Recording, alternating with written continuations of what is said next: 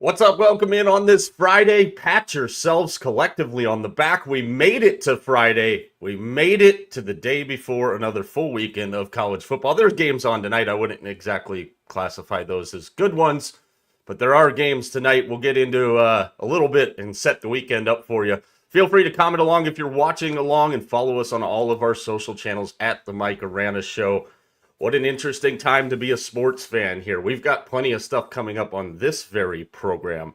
We've got some new features that are going to be going out on our social pages. One that I think you're really going to love next week. Leave it to Vegas Mac. We just kind of let him run with things, and he comes up with things, and only Vegas Mac could have came up with this one. That'll debut next Wednesday, so plenty of stuff going on.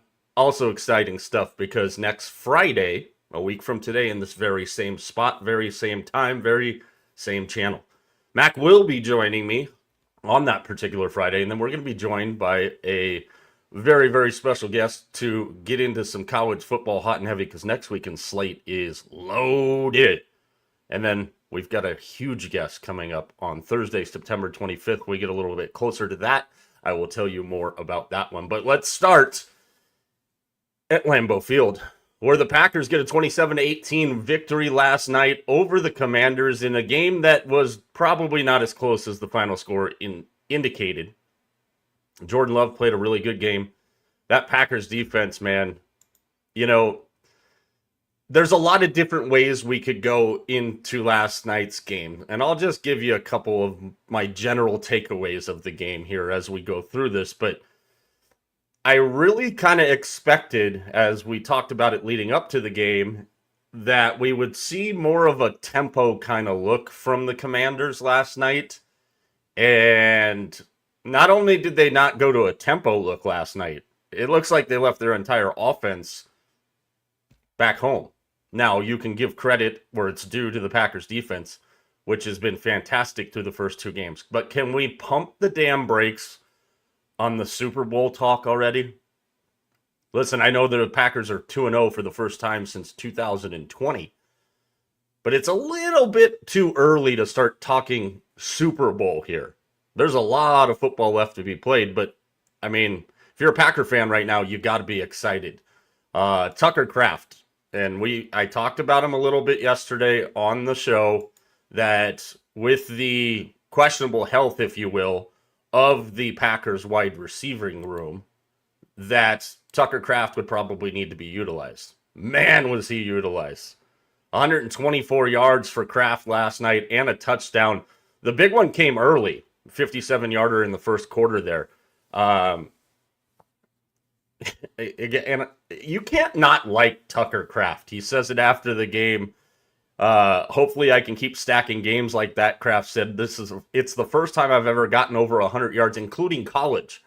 Just a good dude, very underrated tight end, and was definitely a factor last night. Romeo Doubs, one of our show favorites. You can't miss him on the field with the Guardian cap on, or the 5 or 6 Guardian caps on, it looks like. He gets a touchdown. 292 for Jordan Love last night. But as always, you know, there's these guys, especially, and you notice it more on Thursday night games rather than, I think, any other game, because it's a short week. Everything's condensed. You've got to do so many things, and you always see, and I don't want to say random guy when it comes to Tucker Kraft, because he's not. He's a very underrated tight end. And with all the receivers that Green Bay has, and obviously they lost another one last night in Jaden Reed, but, you know, it's one of those things last night. There you go, Billy V checking in. Yeah, Jaden Reed. Broken collarbone last night, and we'll get to a couple of the other injuries last night that were there. Hey, look who's checking in on this Friday on assignment. Vegas Mac. The Packers, they looked good last night. They really, really did.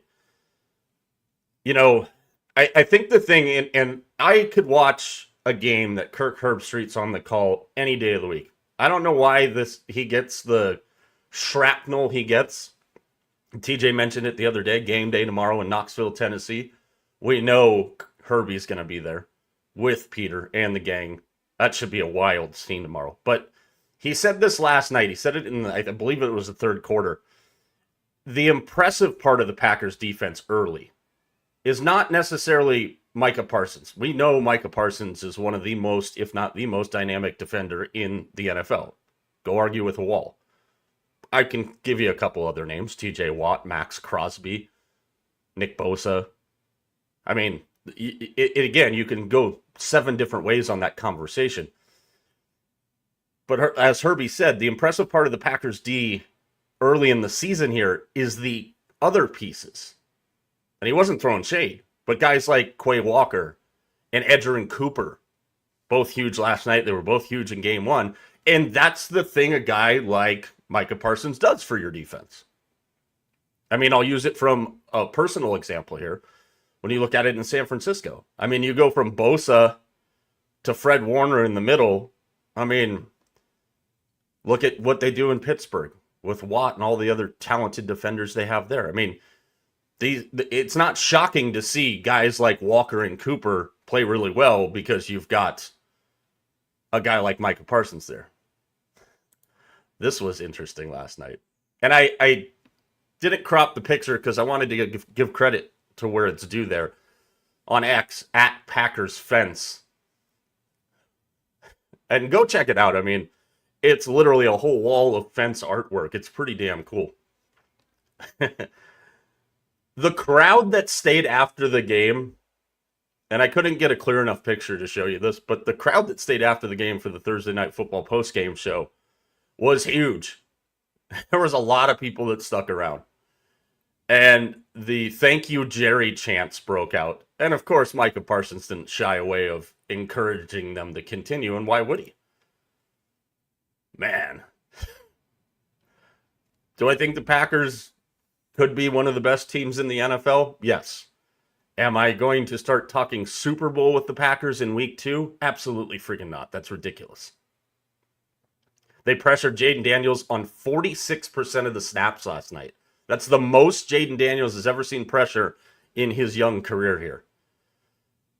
Matt LaFleur was in his bag too last night, especially in the fourth quarter. You know, the game was still kind of undecided at that point, and he starts splitting Jordan Love out wide. I mean, again, we talked about this on our preview show. Matt LaFleur is one of the better coaches in the NFL. Very creative offensively.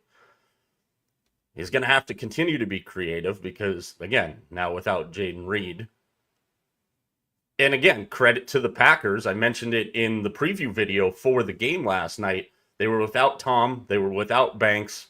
I know Golden and those guys played, but, you know, again, how effective are they? Well, it doesn't really matter because, again, you got a bowling ball in the backfield in Josh Jacobs. You know, for Washington, they did utilize Austin Eckler a little bit more. Obviously, the shitty part of it, for lack of a better term, is non-contact injury. Probably blew his Achilles. I don't know what's going on in sports right now. We're seeing pitchers throw pitches and then on their land step wrong and blown Achilles. Obviously, the biggest one of recent note, Tyrese Halliburton, Damian Lillard. The Achilles injury is just...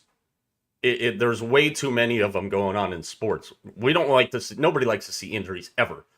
You want to see every team at full strength. The reality of the situation, that's just not how it works. But that's a tough blow for Washington last night.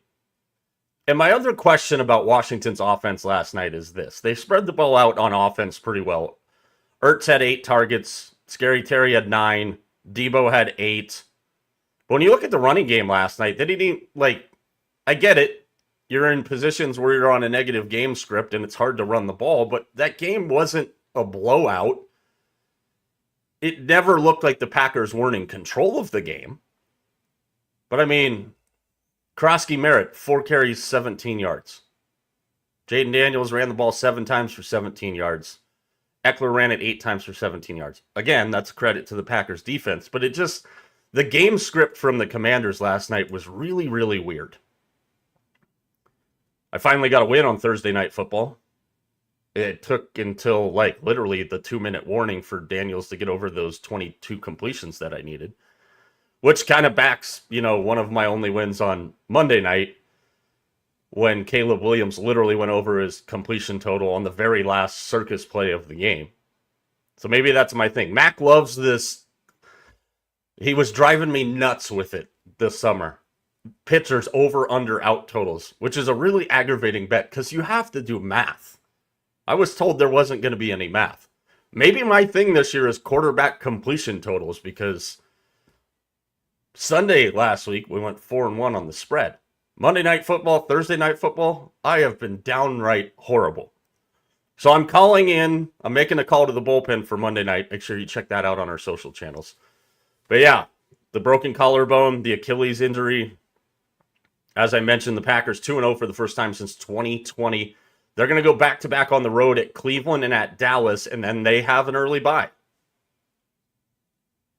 I'm pretty sure if Matt LaFleur, knowing everything that they're dealing with now, I'm pretty sure Matt LaFleur would have preferred the bye a little bit later in the season, but it's an early bye. Maybe that helps some of these guys get healthy early, but they're going to have a long stretch run down there.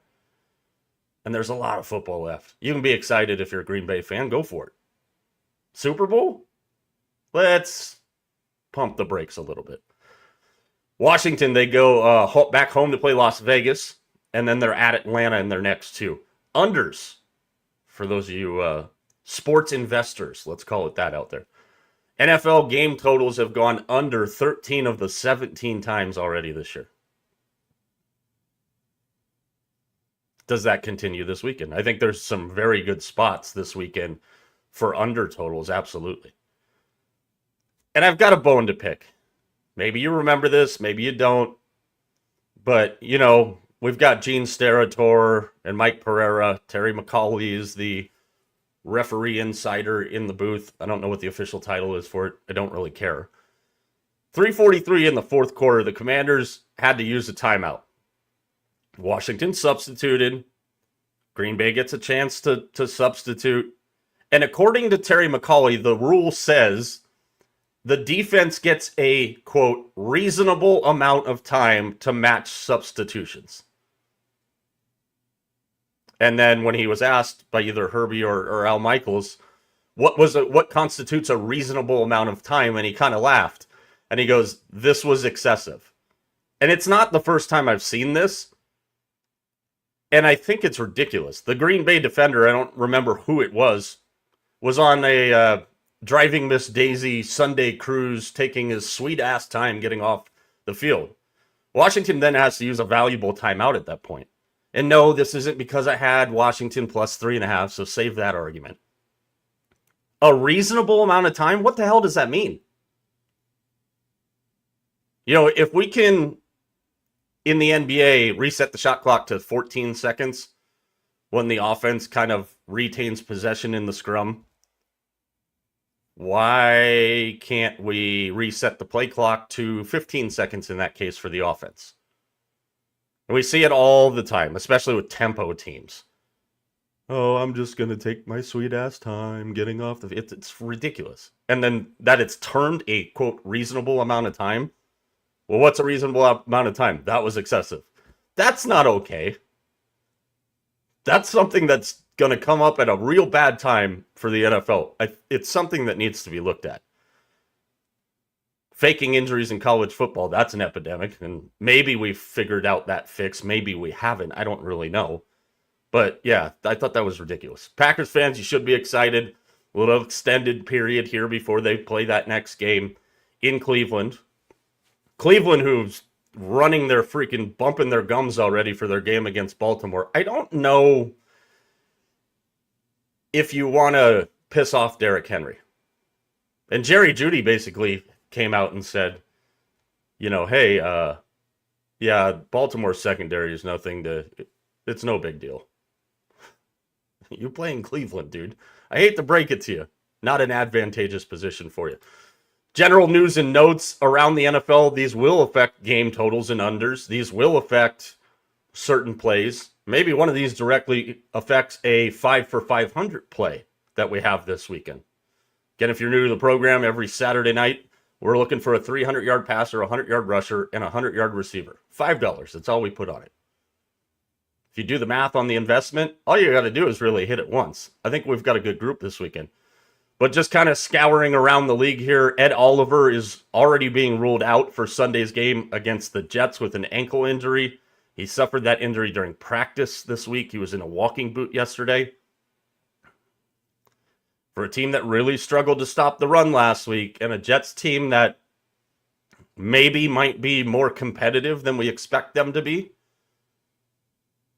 And clearly Breece Hall is running back number 1 in New York. If there was any question, and you watched last week's game against the Steelers, Breece Hall is running back number 1. Ed Oliver being out, that's a problem for Buffalo this weekend. It really, really is. My guy, Jake Moody, wasn't out of work for very long. The Chicago Bears are signing Jake Moody to their practice squad, according to Tom Pelissero of the NFL Network. Cairo Santos, you had one job. It was to kick the damn ball out of the end zone. And now Jake Moody might be the guy that takes your job? That's rough, man. That is rough. Nothing really else of significant note yet. We've got a lot of guys that are kind of iffy on their status for this weekend. So make sure you're checking your injury reports, obviously. And get that job done for yourself before you put in your wagers for this weekend. College football-wise, we've got some interesting ones. We kind of hit on this game a little bit the other day. I was talking to Herb yesterday from the Herb and Raj podcast, and we were talking about a couple of these SEC tilts this weekend in a little kind of greater detail. And the first one, in Death Valley. And if you're not familiar with the Florida-LSU rivalry, again, vacated wins. Remember, we're just supposed to pretend that LSU vacated 3 wins like we never saw it happen. So depending on who you talk to, the Florida-LSU series is tied. Florida has a 3-game advantage in the series. Every time these two teams play, no matter if one team is great and the other one sucks, the games are always competitive. Now, the scores don't always end up tight, but the games are always physical. They're always competitive. And this is a Florida team coming in on Saturday to Baton Rouge, and it's under the lights at nighttime. Calling Baton Rouge. And what do we get out of Billy Napier's Gators this weekend? Brian Kelly came out and said those talking about Billy Napier being fired, that talk is crazy talk. Maybe, maybe not. I think where this game gets decided on Saturday, Florida's defensive line is not going to have a problem with LSU's offensive line. They're not. And much like what we were talking about with Oklahoma yesterday on my Saturday, by the way, we got the over total in Wake Forest, NC State last night, so we got one of those legs down already. But LSU reminds me a lot of Oklahoma right now. Garrett Nussmeier is kind of keeping everything together. Not the greatest start for him, not terrible. But Durham's only averaging like 3.4 yards a carry for the Tigers. So I don't think that Florida's defensive line is going to have a hard time with LSU's offensive line. Florida's offensive line, which was supposed to be one of the better units in the country coming in at the beginning of the season, really hasn't looked great. You've got arguably the best center in college football in Jake Slaughter. But a lot of mental mistakes, especially last week, which kind of dug the hole, which led to South Florida going into the swamp and beating them.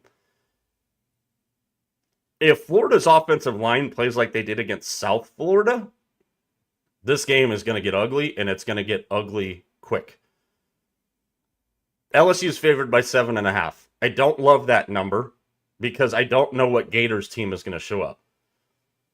Is this Gator team going to fight for their coach and bring it?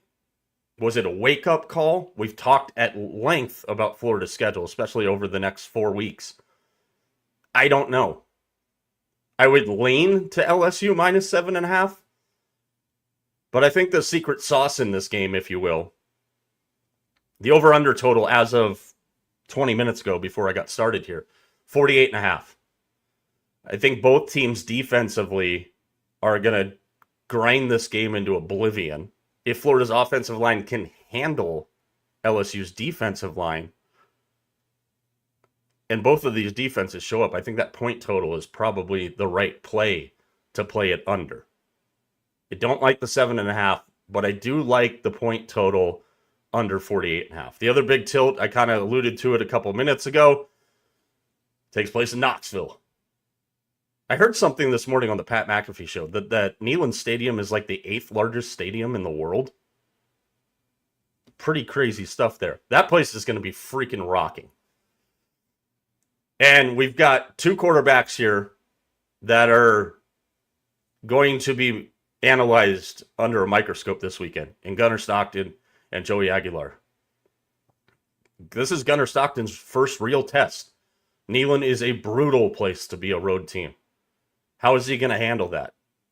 We know that, in this series, the last time that Georgia beat Tennessee,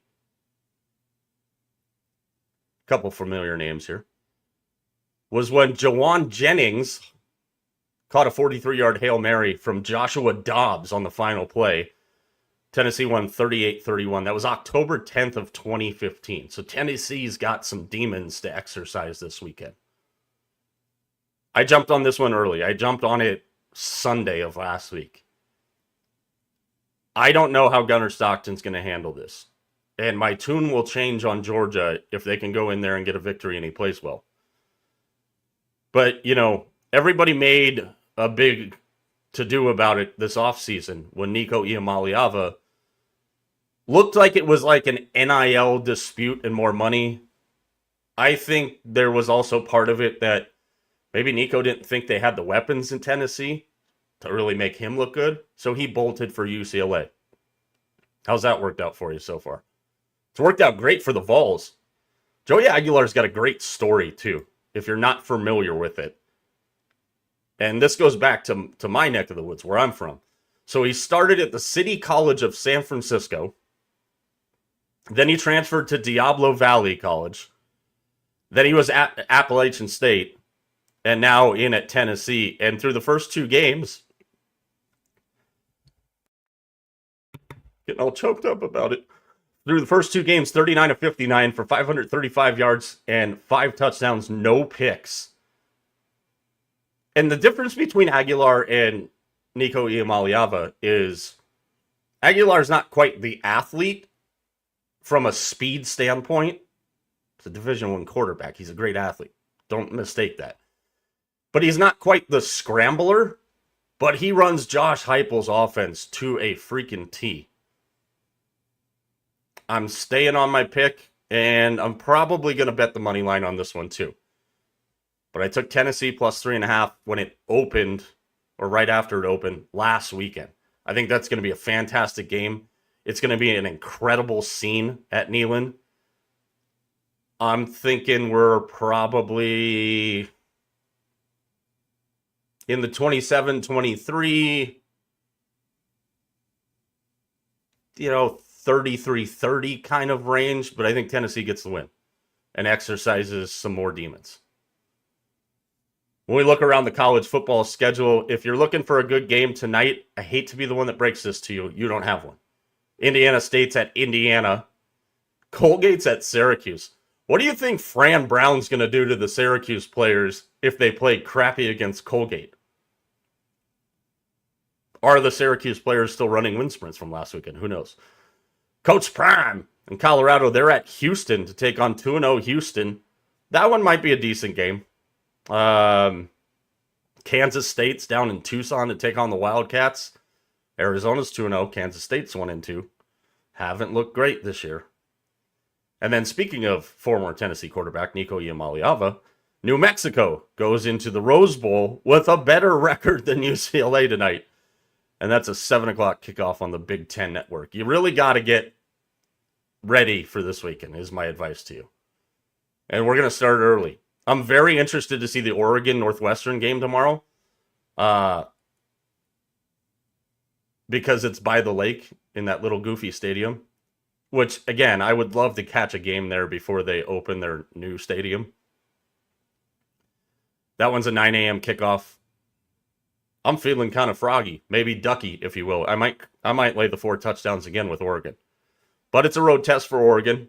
Interested to see how that works. Looked like early in the week there might have been some weather in the forecast, but as of right now, it looks like it's going to be all right. Clemson and Georgia Tech, one of the games that TJ and I talked about the other night. That's another 9 a.m. kickoff from Bobby Dodd in Atlanta. Clemson's a 2.5-point favorite. Haynes King, is he going to play? Is he not going to play for Georgia Tech? That makes a big, big difference. I'm kind of with you, Billy V. I think we could see a 70 spot out of the Ducks.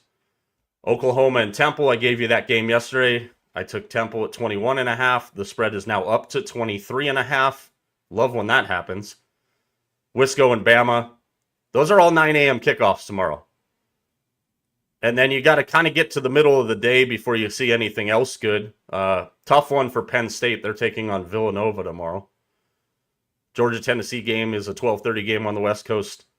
USC and Purdue, who cares? And you got to get to the night. See, the night window tomorrow is where it's at. But a lot of people are overlooking the biggest game in the history of the CW network. How CW got this game, I have no friggin' idea. South Florida at Miami. That'll be my Saturday, final leg of my Saturday. We'll have that up on our social channels tomorrow morning. But then you got to get to the night slate, and the night slate is pretty damn good tomorrow night. Arkansas, Ole Miss, another game that I gave you yesterday on the Saturday. Points. Notre Dame, Texas A&M from South Bend. That's a 4:30 kick. LSU, Florida. And again, a game that TJ and I talked about on whatever day that was, Wednesday night show. Vanderbilt and South Carolina. And because it's on at the same time as LSU, Florida, and Texas A&M and Notre Dame, I don't know how many eyeballs are going to be watching it. Thank God for multiview. This game's going to be a war, man. South Carolina gets a chance to beat a 2-0 Vanderbilt team and possibly, depending on what happens this weekend, sneak themselves into the top 10. Lenora Sellers is that dude. So prep yourself. Get yourself ready for that. Then obviously we go into an NFL Sunday where, steaming hot matchup. And steaming hot is probably the right term for it as far as the quarterback play. Niners and Saints, which we've talked about, is Spencer Rattler and Mac Jones. And now listen here. I'll give this one to you for free. Niners were a 6.5-point favorite, I think, when that opened. Then the Purdy news came down. Went down as low as 3. I was kind of hoping it was going to go to 2.5. I'm still not scared of it at 3.5, and here's why.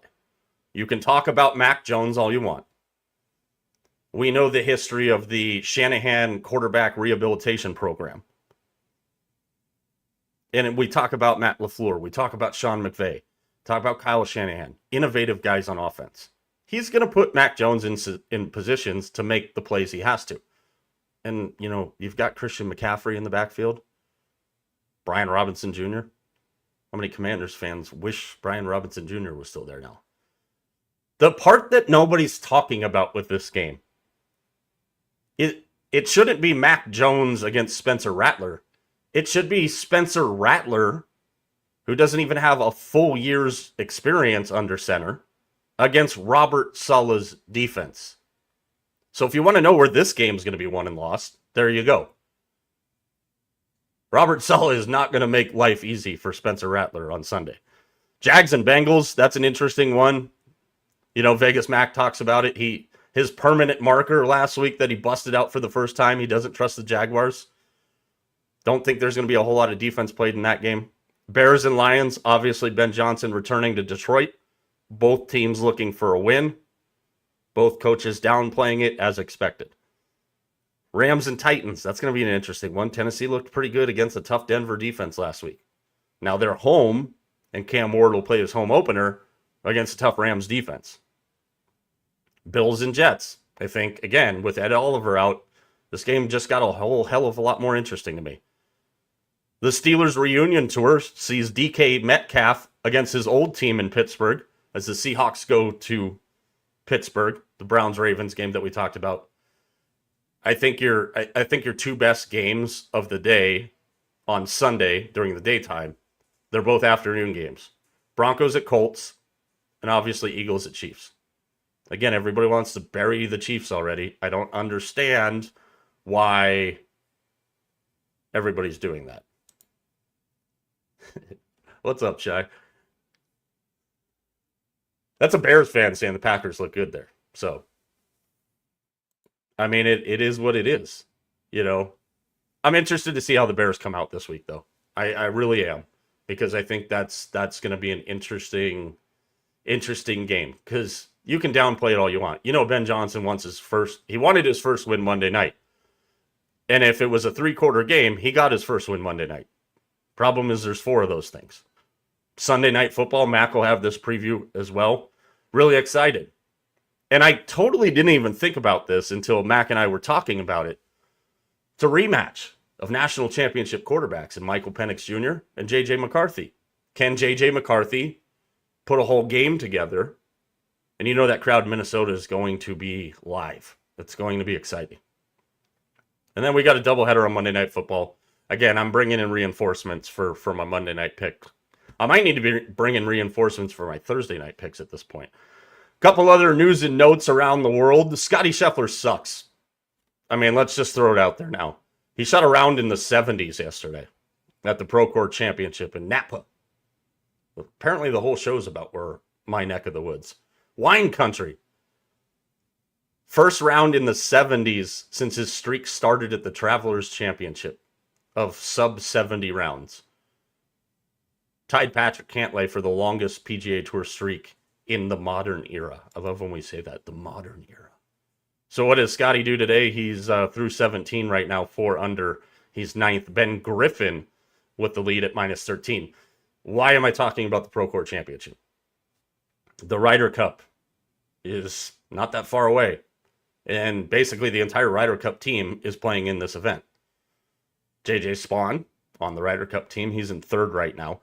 Interesting stuff there. I mean, you got to get tuned up. You got to get ready to go. You know, with the Ryder Cup being at Bethpage, it's going to be a crazy scene. And you know the U.S. team really wants to win it on their home soil.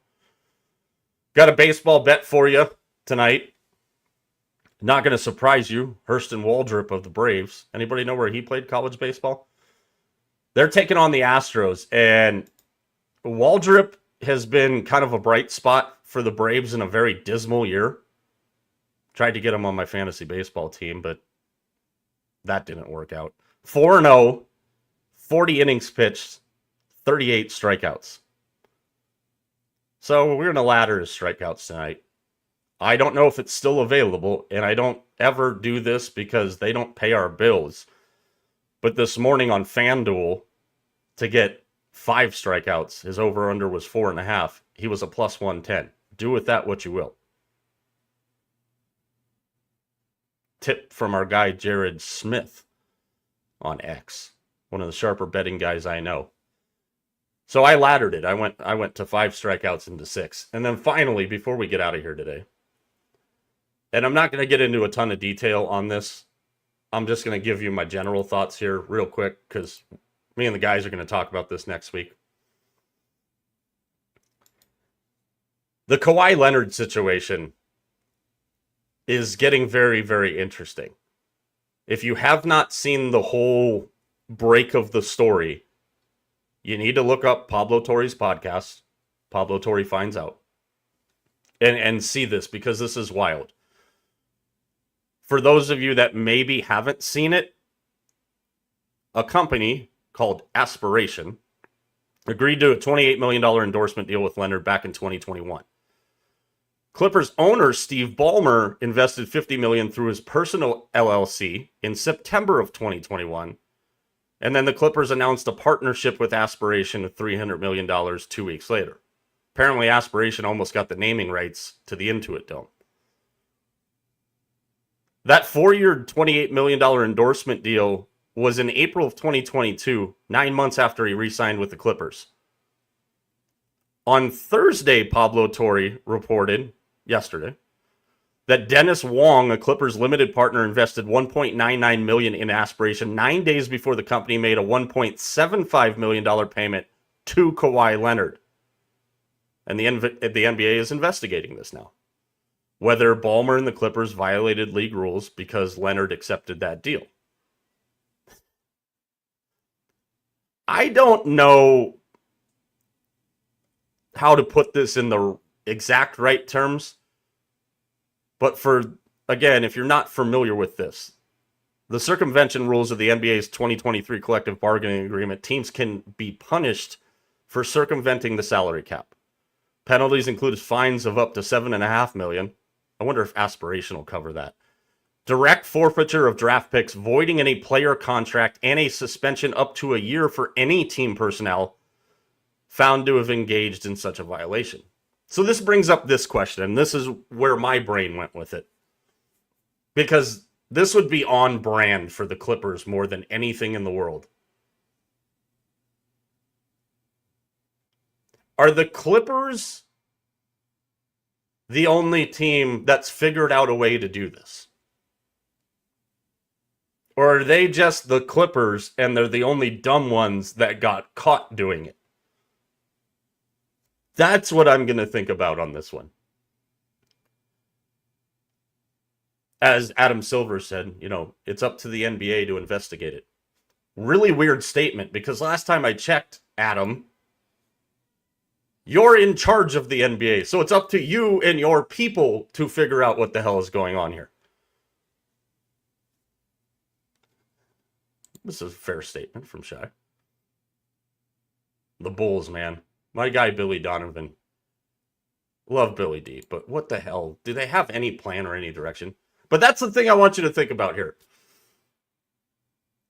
Are the Clippers the only team that's doing it, or the only team to be dumb enough to get caught doing it? That's my question. Again, follow us on all of our social channels at Mike Arana Show. Everywhere but Snapchat, as TJ would tell you, because we're not on Snapchat, because we're not 12, and Snapchat sucks. Tonight, the Big Back kickoff, Alabama and Wisconsin will go out on our social channels. As I mentioned, I have South Florida and Miami preview tomorrow morning. TJ After Dark has Notre Dame and Texas A&M. We'll have the Sunday spread. I'm looking forward to that one because Monday and Thursdays have been downright atrocious. And then, of course, Sunday Night Football. Vegas Mac will be back in his normal spot there with the Falcons and the Vikings. I also forgot 5 for 500. Vegas Mac is on that one this week. That'll be Saturday night. Again, it's a quarterback for 300 yards, a running back for 100 yards rushing, and a receiver for 100 yards receiving. Sounds easy, right? If you've followed us long enough, you've seen us do dollar dingers. It's not as easy as it sounds. That's why it's a $5 investment. Do your math. $5, 18 games. Probably 20 games. I think last year we did it in the first round of the playoffs and the second round of the playoffs. All you got to do is hit it once. It's that easy, right? We're looking for things to have fun. Stretch out our Sundays. Stretch out our bets. Have a good time with it. We're going to have a damn good time this weekend if you're a football fan. Baseball races heating up. Those are getting hot and heavy. Giants, Dodgers this weekend. Yankees, Red Sox. Of course, Yankees, Red Sox is the Sunday night baseball game. Yankees, Red Sox is also the Apple TV first game of the doubleheader, which is extremely annoying. So pack it in. Get your feet up. Watch College Game Day. Get your bets in line. Could be another under weekend. Whatever it is, we'll be back on Tuesday night. 5:30 on the West Coast, 8:30 on the East Coast, Tuesday and Wednesday night. And then next Thursday, back in this lunchtime spot. And next Friday, Mac will be with me. And again, we have a very special guest that I'll tell you about next week. Also, a huge guest lined up for September 25th. We appreciate everybody's participation wherever you're at. Hopefully, some of you are getting off early and starting your weekend early. It's going to be a fun one around the sports world. So for everybody behind the scenes, for my two partners on the show, TJ and Vegas Mac, I'm Mike. We will talk to you next week